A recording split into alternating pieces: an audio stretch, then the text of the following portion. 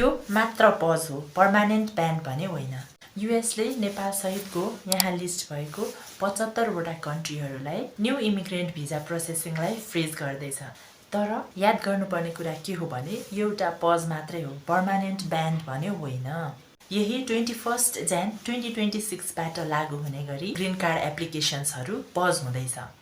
तर यो visitor visa, student visa र H1B मा भने केही इफेक्ट पर्ने छैन। यो जनवरी 21, 2026 बाट सुरु हुनेछ भने अहिलेसम्म भनेर चाहिँ फिक्स भएको छैन र इन डिटेल इन्फर्मेसन आउन चाहिँ बाँकी नै छ।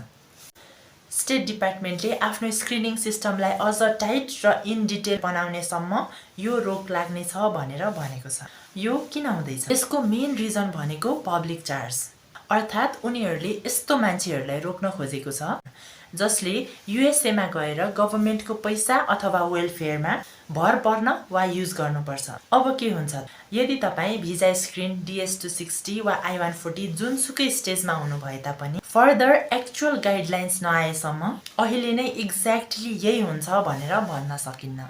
र फर्दर इन्फर्मेसनको लागि फलो गर्नुहोला।